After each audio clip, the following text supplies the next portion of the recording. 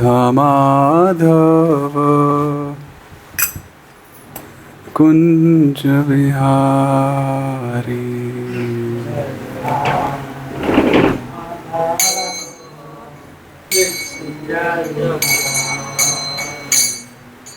गोपी जन वल्लभ गिरिवरधारी।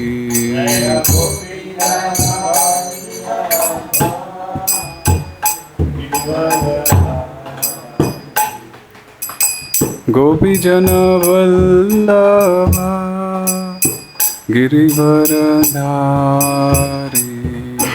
गोपी जन वल्लभ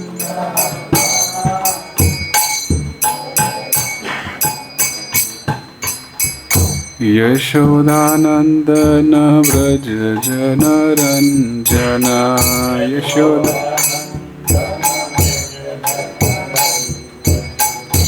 यशोदानंदन व्रज जन रंजन।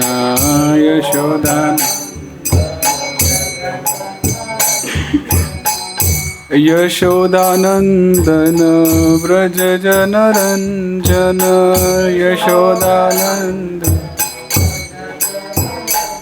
यशोदानंदन व्रज जन रंजन। यशोदानंद यमुना तीर वनचारी।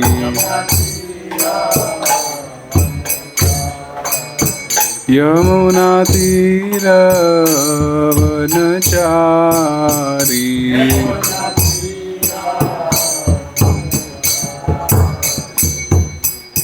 राधा माधव कुंज विहारी। राधा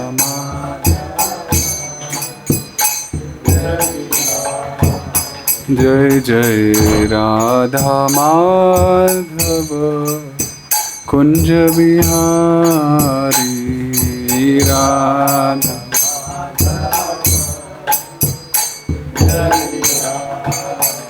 जय राधा माधव कुंज विहारी। राधा माधव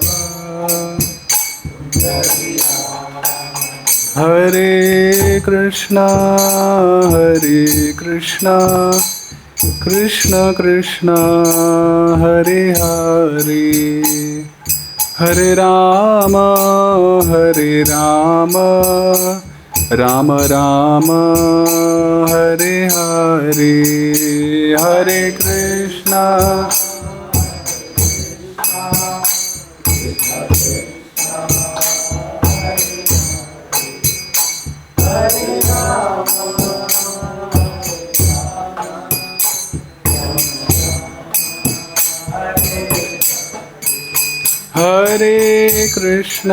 हरे कृष्णा कृष्ण कृष्ण हरे हरे। हरे राम राम राम हरे हरे।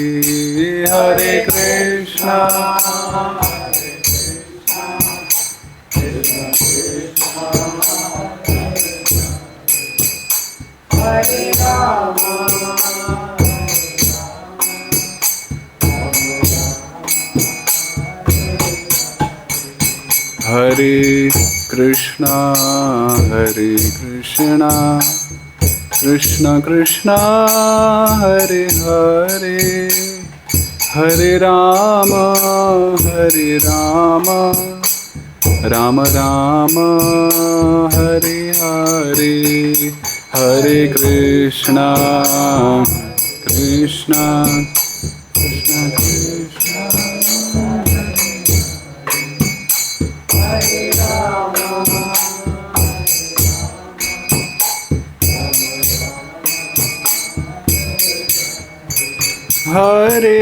कृष्ण हरे कृष्णा कृष्ण कृष्ण हरे हरे।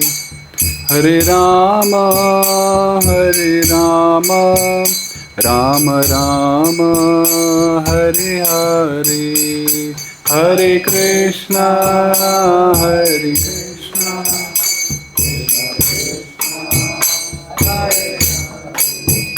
Hare Rama.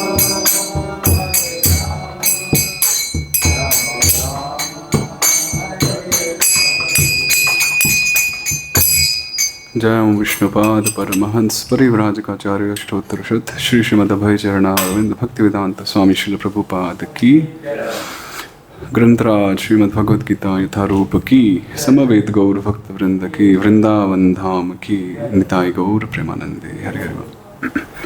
ओम नमो भगवते वासुदेवाय, ओम नमो भगवते वासुदेवाय, ओम नमो भगवते वासुदेवाय। गीता सुगीता कर्तव्या किमन्यैः शास्त्रविस्तरैः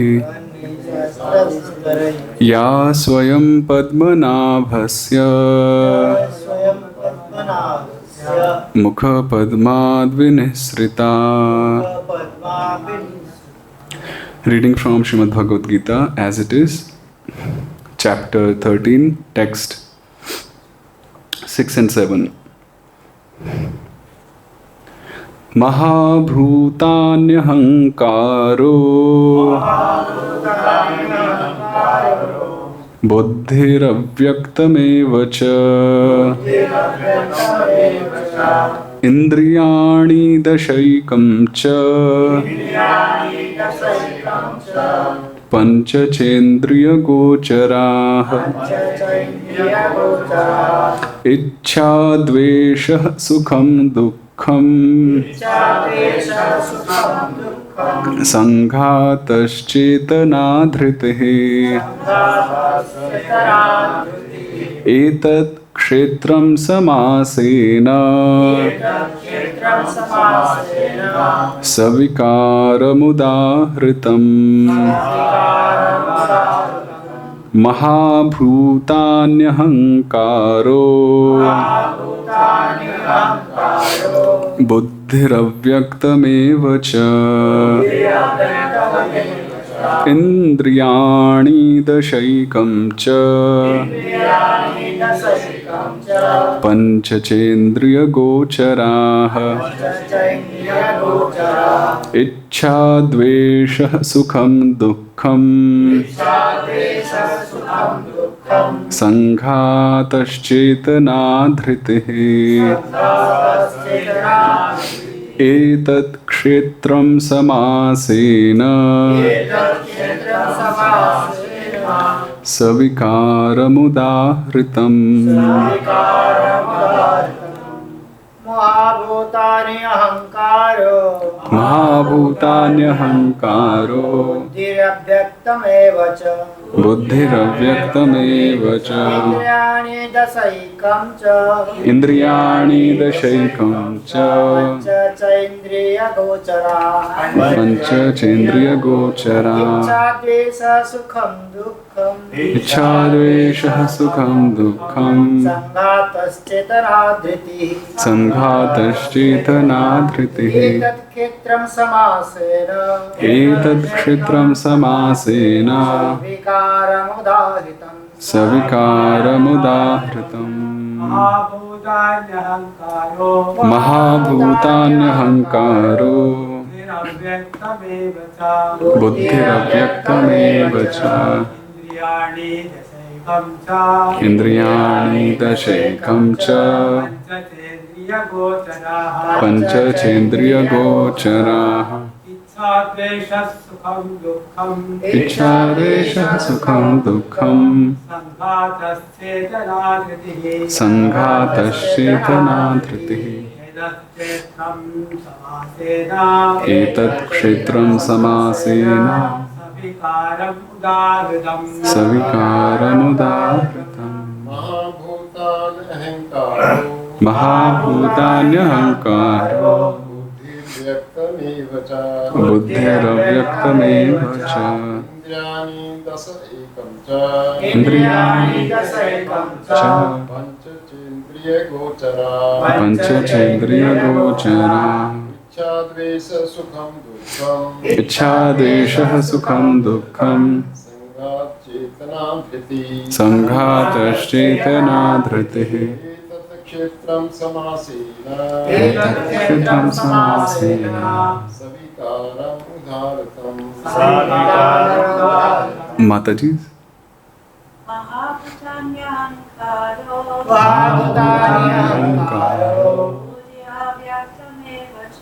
buddhir-avyaktamevaca indriya-āṇi daśa-ekam indriyāṇi daśa-ekam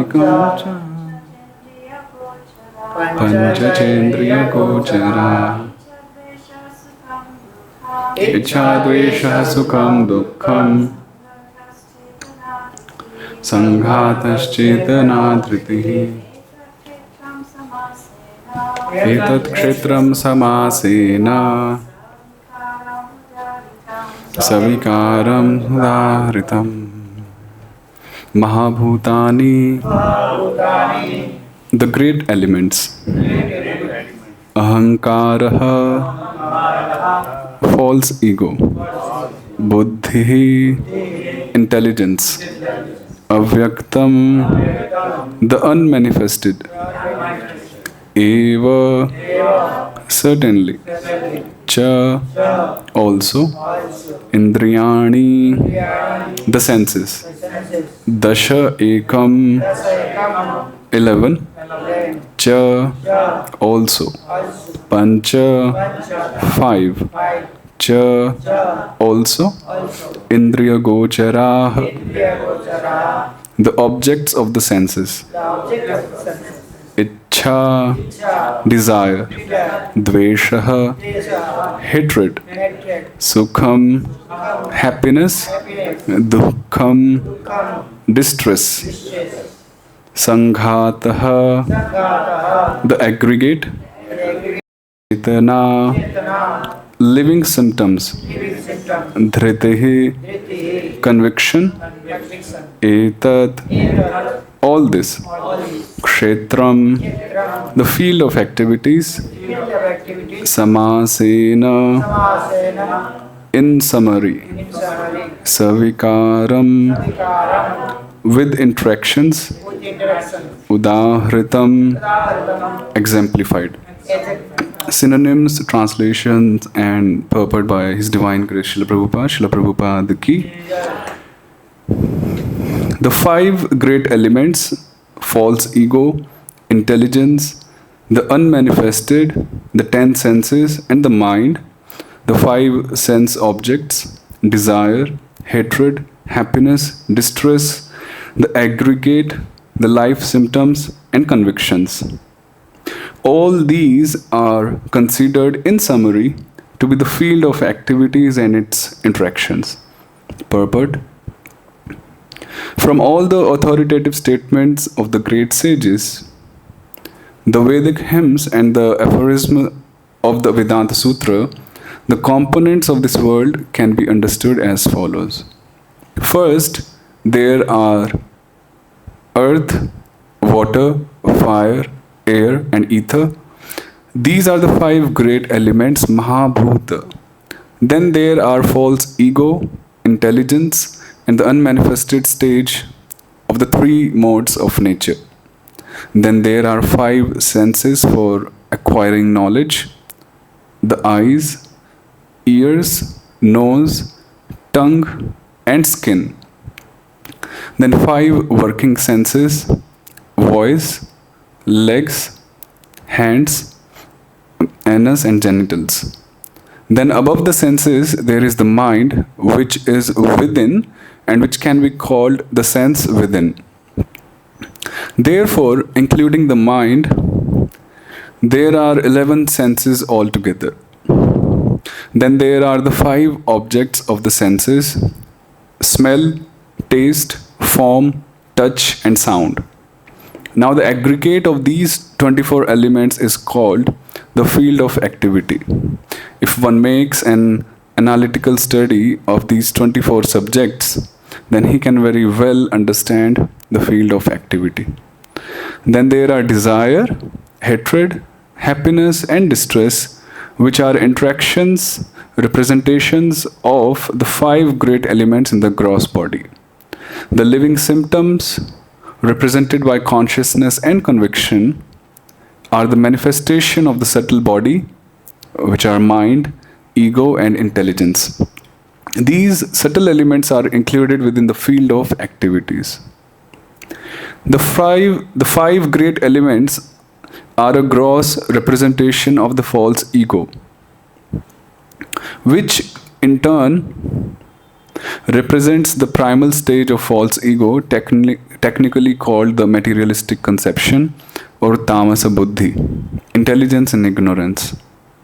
This further represents the unmanifested stage of the 3 modes of material nature. The unmanifested modes of material nature are called pradhan. One who desires to know the 24 elements in detail, along with their interactions, should study the philosophy in more detail. In Bhagavad Gita, a summary only is given. The body is the representation of all these factors, and there are changes of the body which are 6 in number. The body is born, it grows, it stays, it produces byproducts, then it begins to decay, and at the last stage it vanishes. Therefore, the field is a non-permanent material thing. However, the kṣetraṁ, the knower of the field, its proprietor is different. Om ajñānatimirandhasya jnānāṅjana-śalākaya chakṣuranmilitam yena tasmai Shri Gurave Namaha. Shri Chaitanya Manobhishtam Sthapitam Yena Bhutale Swayam Rupah Kada Mahyam Dadati Swapadantikam Vandeham Shri Guroh Shri Yuttapadakamalam Shri Gurun Vaishnavangscha Shri Rupam Sagrajatam Sahagana Raghunathan Vitam Tam Sajivam Sadvaitam Savadhutam Parijana Sahitam Krishna Chaitanya Devam Shri Radha Krishna Padan Sahagana Lalita Shri Vishakhan Vitangscha Nama Om Vishnu Padaya Krishna Prishtaya Bhutale Shrimate Bhakti Vedanta Swaminiti Namine Namaste Saraswati Devi Gauravani Pracharine Nirvishesh Shunyavadi Paschatya Deshatarine Namo mahā-bhūtānyāya Krishna Prema Pradayate Krishnāya Krishna Chaitanya Namne Gauratvishe Namaha. He Krishna Karuna Sindho Dīnabandho Jagatpate Gopesha Gopika Kanta Radha Kanta Namostute Tapta Kanchana Gaurangi Radhe Vrindavaneshwari Vrishabhanu Sate Devi Pranamami Hari Priye Vancha kalpatarubhyascha kripa sindhubhya evacha patitanam pavanebhyo vaishnavebhyo namo namaha. Jai Shri Krishna Chaitanya Prabhu Nityananda Shri Advaita Gadadhar Shrivasadi Gaura Bhakta Vrinda. Hare Krishna Krishna Krishna Hare Hare Hare Rama Rama Rama Hare Hare.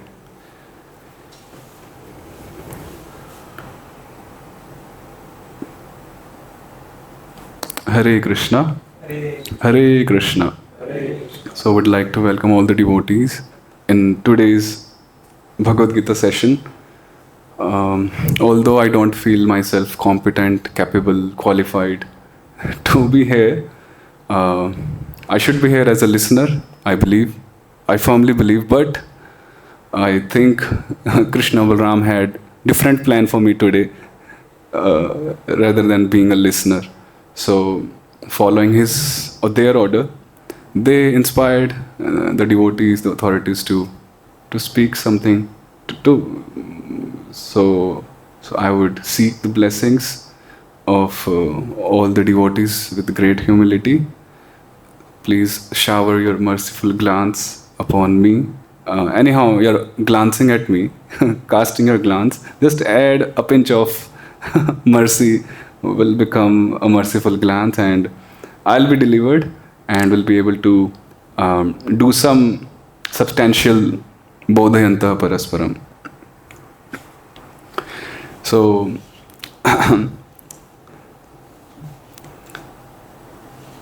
it's a very Rasika Bhuvi Bhavukaha, Srimad Bhagavatam 1.1.3. The devotees of Krishna are Rasik Jana. They taste the mellows, the rasas, Sakhya, Dasya, Vatsalya, Madhurya, and they dive deep into the intricacies of those rasas.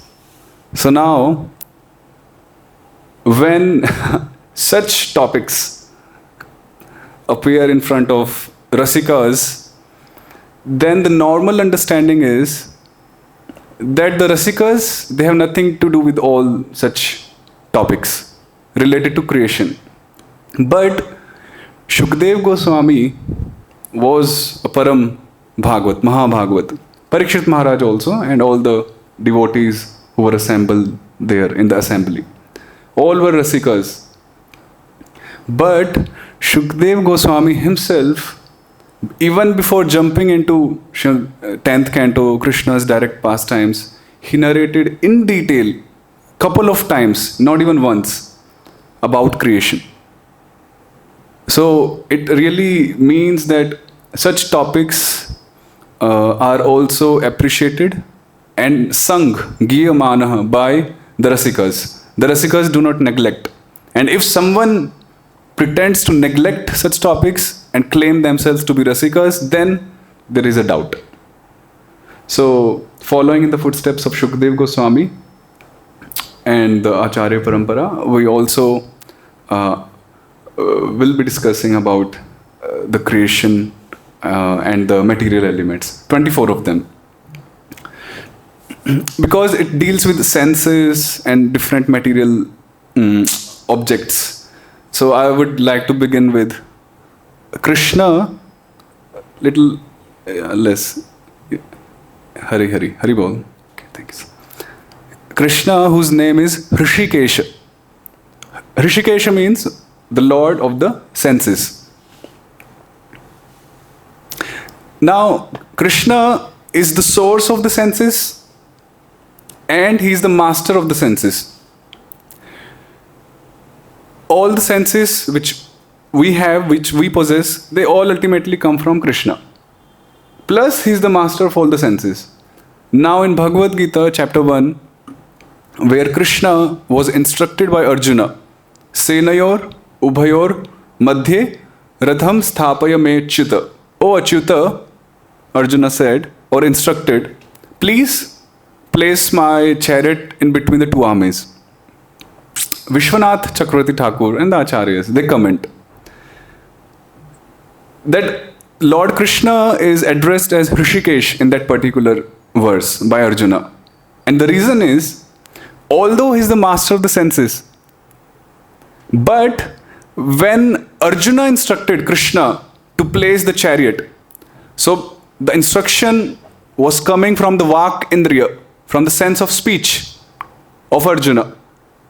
Although Krishna, being Hrishikesh, is the master of all the karma indriyas, jnana indriyas, all the indriyas, the senses of the living entity, but being a Bhakta Vatsala, he came under the subjugation of just one sense of Arjuna, which was the sense of speech. If you can appreciate that point. So that is our Lord. Although he is the master, he is the source, but still he is subjugated just by even one sense of his devotees. So such is the Lord and such is his mercy. So just wanted to begin with that point about Krishna. In 3rd canto Srimad Bhagavatam, Devahuti's son Kapila Muni actually brings this topic, which is called the Sankhya philosophy. Now, the word Sankhya comes from the word sankhya, which means counting or number in Hindi or Sanskrit. Sankhya. Sankhya nama gana natibhi.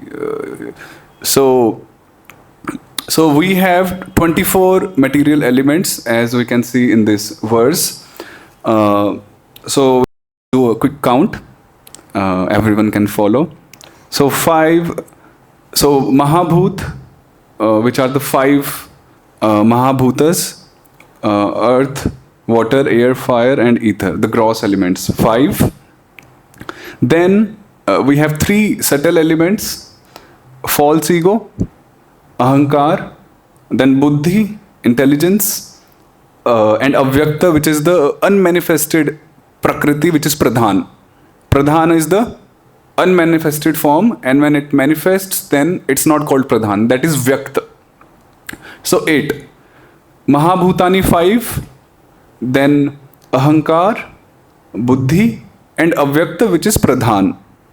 8 of them. Then indriyāṇi, daśa-ekam, 11 senses. 5 working senses, 5 knowledge acquiring senses, and 1 mind. Prabhupada says in the purport, because mind is situated within, so it is a sense within. So 11 senses. So 8 and 11 is 19. Then then 5 sense objects, which are the indriya-go-carāḥ. Indriya-go-carāḥ refers to the 5 sense objects: smell, sound, touch, form, rupa, rasa, gandha, shabda, sparsha. So in total 24 of them, which Krishna has described. So these are the gross elements. Now apart from it, the subtle interactions, reactions within the body, like sukha, happiness, distress, hatred, ityādi, they are also mentioned in the verse. Now, Baldev Vidyabhushan in his commentaries, and also various Gaudiya acharyas, they also introduce or include few other items here. One is Kal, the time factor, as one element. Another is super soul Paramatma, because without Paramatma, the body doesn't function, as we read from Srimad Bhagavatam. Then of course Atma, the soul has to be there, and the manifested form of Prakriti. So 28, around 28 they mention. But here Shri Krishna is mentioning 24. So the idea is Shri Krishna invents or comes as Kapila. So Kapila Muni was the propounder of Sankhya philosophy, and Krishna also is doing the same thing. So I was just thinking, in Garga Samhita, recently we celebrated Krishna Janmashtami. In Garga Samhita, there is a chapter, an instance where all the demigods, they went to witness the Lord, and the Lord actually showed them, Shri Krishna, that how all the different incarnations, all of them, they were entering into the body of Shri Krishna, whereby he just wanted to indicate that I am the Sarve Sarva, I am the all in all. Krishna means all inclusive. Krishna includes all the other incarnations within him when he advents himself into this world. So that's an instance mentioned in Garga Samhita. So I was thinking, just a thought, that when Krishna is mentioning or discussing about the Sankhya philosophy here, so this is Kapila Muni, the feature of Kapila Muni coming out from Shri Krishna. Okay, the Acharyas, the Shastras mention that, for example, whenever Shri Krishna was, let's say, fighting with someone, killing someone, then that was not really Krishna doing it. That was the deity of annihilation, Lord Shiva, doing that. So Krishna only performs his pastimes. The rest of the other things which Krishna performs are actually done by the different incarnations, the different forms who are specialized into those particular fields. So now Kapila Muni is a specialist in Sankhya philosophy. So just a thought in conclusion to that philosophy understanding, when Krishna is speaking Sankhya philosophy, so it's the aspect of Kapila Muni, which is coming out and speaking the Sankhya philosophy. You may correct me later if you think there is something wrong in that.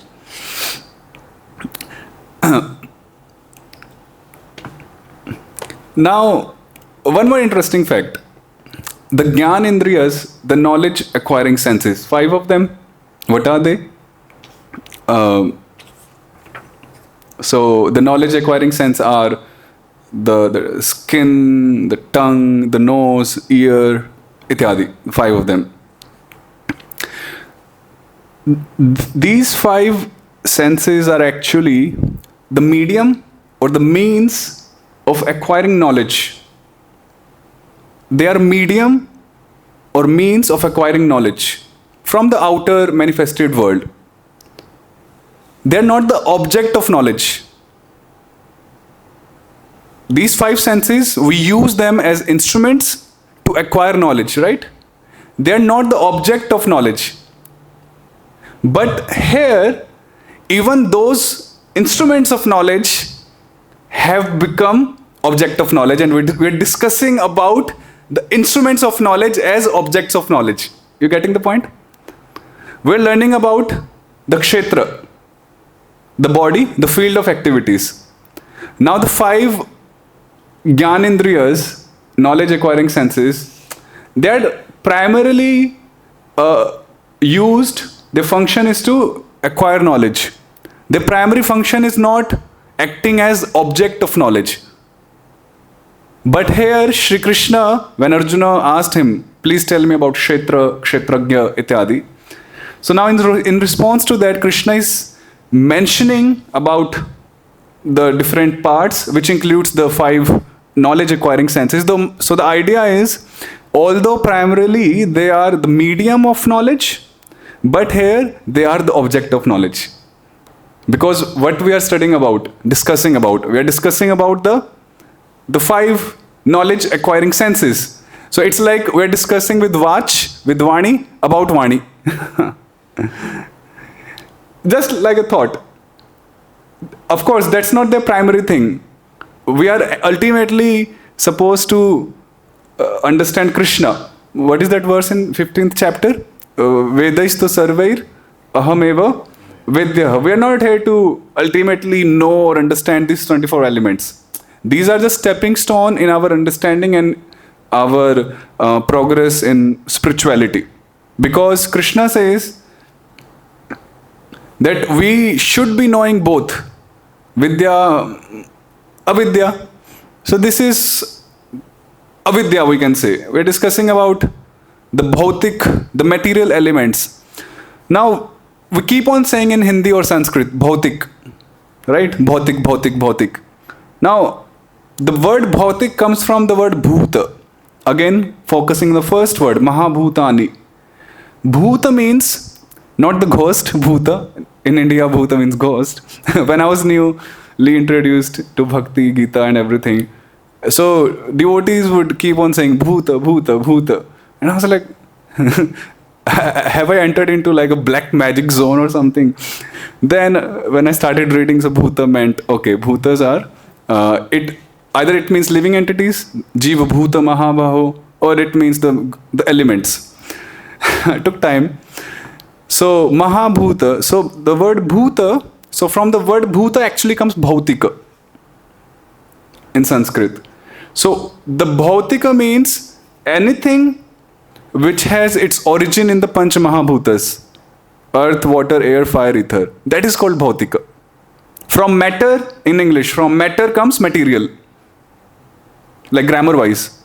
From matter comes material, from spirit comes spiritual, so from bhuta comes bhautika. Just like a clarification. So, now interestingly, Srila Prabhupada writes in one of the purport of Bhagavatam about sense objects. We're discussing about sense objects also. The material sense objects, they have distress or misery inherited within them. Very powerful statement by Prabhupada. The material sense objects, they have the distress permanently within them. Now we may think, oh, that's a bad thing, but that's actually a very good thing. Why? He says, let's say a person, he's addicted to drinking liquor, wine, something, madhya. Now, if there was no harm by drinking liquor, will any man ever give it up or even think to give it up? No. But because people know, there is an awareness that by drinking liquor, we may get cancer or some other disease problem. Then that misery, that distress, that problem becomes an impetus to switch from pravritti to nivritti. From attachment to giving it up, to detachment. So this distress inherited within all the sense objects is actually a boon. A benediction for all of us. Otherwise we'll be addicted and we won't really give it up. So it's a benediction by nature, ultimately by Krishna, that he has put that misery, dukkhalayam. Now dukkhalayam, where is the dukkha? In sense objects. All around we see the wall, the painting, the clock, the mic, anything we see. Made up of 5 elements, these 5 sense objects interact. Now all of them have misery. So dukkhalayam ultimately means that dukkha is in sense objects. And when we come in contact with them, sooner or later, we get affected. Negatively, for sure, no positive interaction. Dukkham eva dukkham and sukham eva dukkham. Distress is distress, and even the material happiness is also ultimately distress only. So just a point on sense objects, that how the material sense objects ultimately lead a man from pravritti to nivritti. I was thinking about the Chatur Purushartha, dharma, artha, kama and moksha. When one performs religious activities, one's prescribed duties, dharma, then it is actually performed with the thought, mentality that I'm performing for my purification. It's not actually primarily done for economic development, no. The dharma should be performed by any varnashrami in order to get purified. Now, the income, like the money point, the livelihood, ishavasam idam sarvam, that will actually come as a byproduct, whatever is there in our fortune, in our bhagya as per our previous deeds. So artha. So when we acquire artha, then we can fulfill our desires, needs. So kama. So my thinking or my question earlier was, then okay, dharma, artha and kama, we can actually understand the sequence between dharma, artha and kama. But from kama, how can one like switch to mukti? I couldn't digest. How can one go from kama, enjoying the sense objects, to thinking of liberation, on the path of liberation? So when I read this this paragraph by Srila Prabhupada about the sense objects, distress in sense objects, person switching, so then I understood, okay, how from kama one switches into a moksha. And this is the thing, people get fed up. And that's actually a good thing. Then it clicks. Athato brahma jigyasa, jivasya tattva jigyasa, jigyasu shreyottamam. The jigyasa point comes up. That there must be something above all these petty material things. And then one enters into spirituality. Now there also it's one's luck. If one is not lucky enough, fortunate enough, one may end up maybe just with some demigod worshipping. One may end up maybe with some upper sampradayas. One may end up with, let's say, worshipping Brahma Jyoti, Om, ityadi. But if one really has the sukriti, the fortune, then only manushyanam sahasreshu ityadi, then only one can come and surrender unto Shri Krishna. Vasudevaha sarvamiti. So we should, I was also wondering that if Shri Krishna had not been merciful upon us, the rebellious kids of his, by providing this whole arrangement for us, we would have been suffering like anything. It's said that if we are not given these bodies to enjoy or to try to enjoy our desires, to try to exploit material nature, we would be suffering like anything. So Krishna, Prabhupada explains, has mercifully provided us with this station, this platform, where we can come, exercise or practice or pretend to be masters. Although the idea is ekale Ishvara Krishna are sab dhṛtiḥ. But we say or we believe ekale Ishvara ami. In Bengali, ami means aham, I.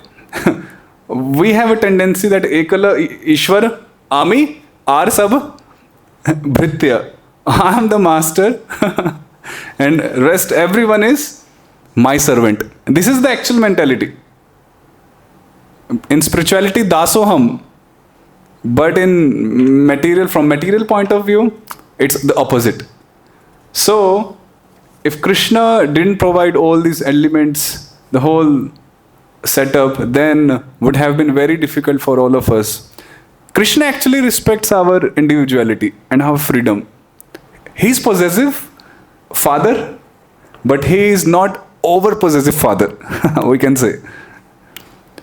Possessive and over possessive. He is possessive about us, even though he has sent us into this material world, which is our decision ultimately. But still, he comes time to time. He resides here permanently in Paramatma Roop, Paramatma form. He sends his devotees, the Shastras. So he is possessive. He cares for us, but he is not over possessive negatively. He is not like a strict father who will keep the son with him, even though the son doesn't really want to be with his father. Krishna let go us, okay, enjoy. You see what you want to do, get your experience, and then come naturally to me. So he's waiting, and actually Krishna doesn't really have to wait for long, because in Goloka there is no limit of time, right? There is no time factor in Goloka. The time factor exists only in this universe, and there is also a relativity of time factor in this world. Like for example, when we go up and up into the higher planetary systems, then the time factor, how will you say, becomes like large. For example, demigods, one day is equal to our 6 months. Similarly, one night for them is our. Similarly, Brahmaji's one day is so many Chaturyugas, set of Chaturyugas, 14 manvantras. Now, one devotee, one sannyasi devotee he was mentioning about like how the jivas, they were in Goloka, how they came here, the jivas fall down, the famous topic in ISKCON. But it was put in a very nice way, so I would like to repeat what I heard like 10-12 years ago. Just imagine Krishna in Goloka has a laddu in his hand, and he's going to eat, like the motion is happening. And now a sakha friend, a cowherd friend of his, is standing just in front. And when he's looking Krishna eating that laddu, he's becoming very happy. Oh, Krishna, when he eats laddu, he will be so pleased. He's full of the desire of pleasing Krishna, pleasing Krishna's senses. So that's the Vrindavan, the Golok Buddhi, fully Krishna conscious. Now, when Krishna is like almost about to eat, just for a fraction of, I won't say second, there is no second, kshana, there is nothing kshana, lover, no time factors there. But still, just for a fraction of time, the thought comes in the mind of the sakha, what if I taste it? And then suddenly he's like, no. May Krishna eat it and may he be pleased. So that fraction of second or that slight thought is the whole Brahmand Brahmite Kona Bhagyavan Jeev. And when we complete our sadhana, ultimately wandering through all the species of lives, when we perfect ourselves, then we wake up and we're like, oh, Krishna, Krishna. Second example. You speak not true. Okay, Hare Krishna. I'm just. You need to quote Shastra. Hare Krishna. So I'm just repeating, I already mentioned. So no offenses, please, towards anyone from my side. So, okay. Hare Krishna, Krishna Krishna, Hare Hare. Hare Rama, Rama Rama, Hare Hare.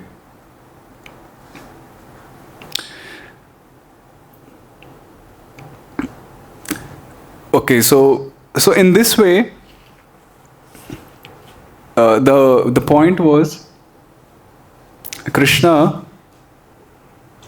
he mercifully provides us with the facility so that we can exercise our desires and we can ultimately become free from pravritti to nivritti. So there are a couple of more points, but I would like to just stop. I would read the translation. Prabhu, can you show the translation once? And you can comment further.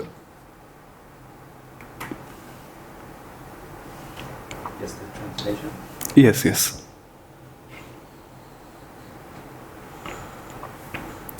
The five great elements: false ego, intelligence, the unmanifested, the 10 senses and the mind, the 5 sense objects, desire, hatred, happiness, distress, the aggregate, the life symptoms and convictions. All these are considered in summary to be the field of activities and its interactions.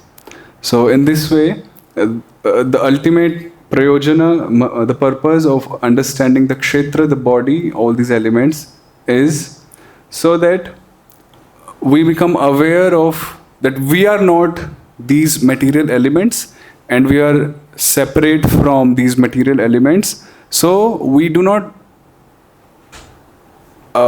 cultivate attachment or that perspective, that perception that I am the matter. So that there can be a separation of dehatma buddhi, as it says in Bhagavatam. So we'll stop with that. So if there are anything you want to say, share, correct, it's open for that. Hare Krishna.